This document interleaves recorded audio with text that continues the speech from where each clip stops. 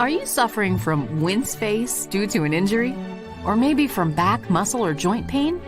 Even if you're unsure what that pain is, the specialists at the Iowa Clinic Bone and Joint Center can help you feel better from head to toe. It's coordinated. It's easy. It's all under one roof. Because no one should have to live in pain or with wince face. Call or visit iowaclinic.com today.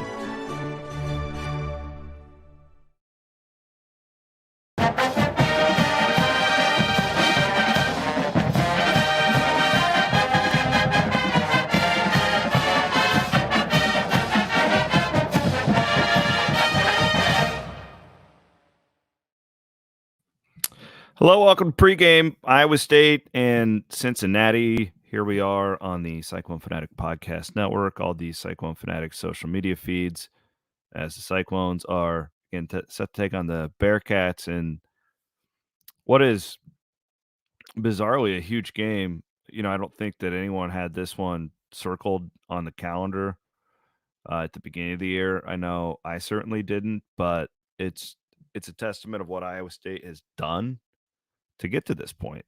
And you're looking at a basketball team that's legitimately playing for a Big 12 championship right now. And every game is a huge game when you get to that point. And that's all you can really ask for as a fan, right? This is as fun as it gets. And this is a oddly terrifying Cincinnati team. So when you look at their record of 15-8, what are they in the Big 12 right now? 4-6 in the league. It doesn't scream sexy, but even in their losses, like Saturday against Houston, they lost by 5. You know, they lost to West Virginia.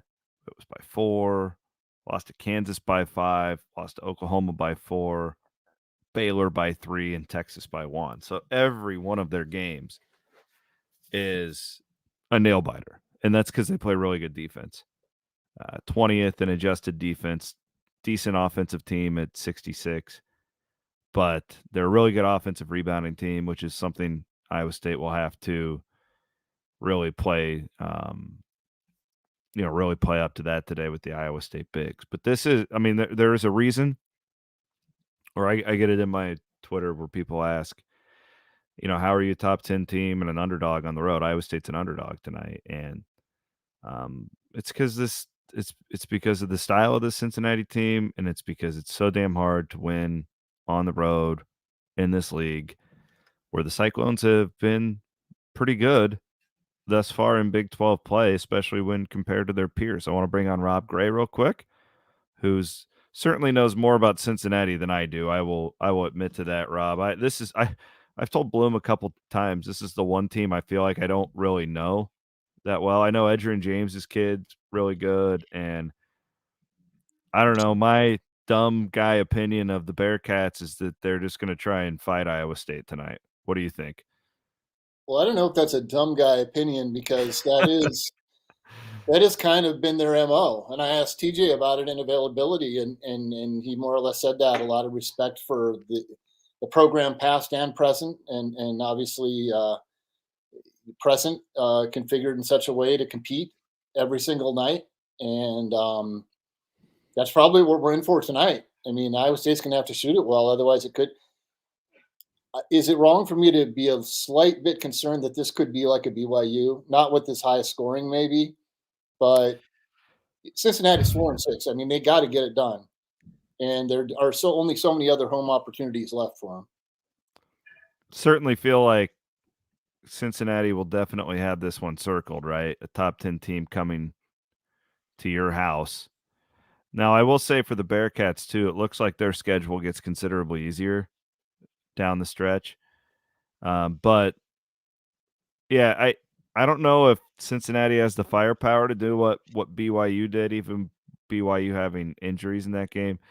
I'm curious with Iowa State. We saw what happened to Kansas last night, and they're fighting some injuries right now. But that feels like a team that's on the downturn, right? Like their depth is really hurting them at this point. It kind of feels like Iowa State's on the other route, right? Like the depth players are getting better. Yep. Look at Pavlovetsky, you look at Watson, you look at all those posts. I mean, the guy I keep going back to is Gilbert. It's like he's kind of their primary point guard now. Mm-hmm. So I wonder, you know, I certainly don't think Iowa State's going to win out. But if they are a Big 12 championship like contender, this isn't a must win.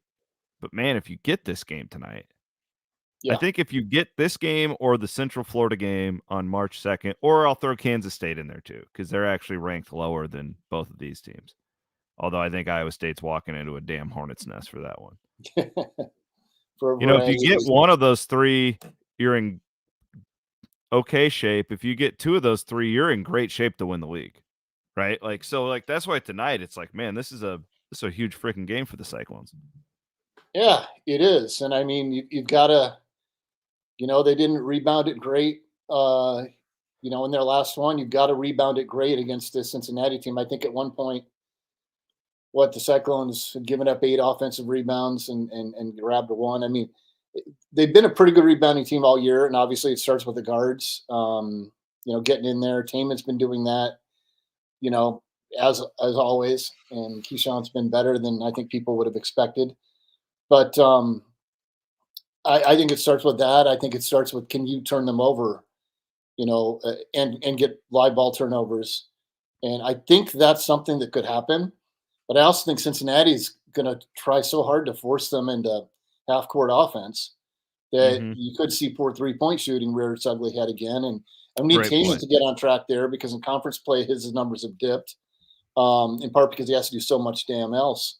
Pardon my French or poor English on that, but it's an interesting game. I don't see how it's more than 5 points either way. This could be a 3 for 16 game from 3 for Iowa State. That's what I'm worried about. And also, it's been a while since Milan's had a real breakout game. Maybe he rescues them with, a 4 of 7 3-point range performance or whatever. I mean, I don't know what sometimes we go by feel, Chris. I don't feel bad about this game, to be honest. But I feel like, if they can hold their own on the boards and keep Day from going cray-cray, that's pretty bad, isn't it? You missed my horrible joke, but that's fine. So I'm sorry, I had a kid. My wife's working. I'm That's how trying it to get works. him fed. That's how it is. 6 o'clock games are a grind, man. Yeah, like, I wish Day, you got to stop Day from going cray-cray. That's what I said, and that's pretty bad. But oh, that's good. That's good. I like that. Yeah. It's so bad. Sorry, I missed that live. But,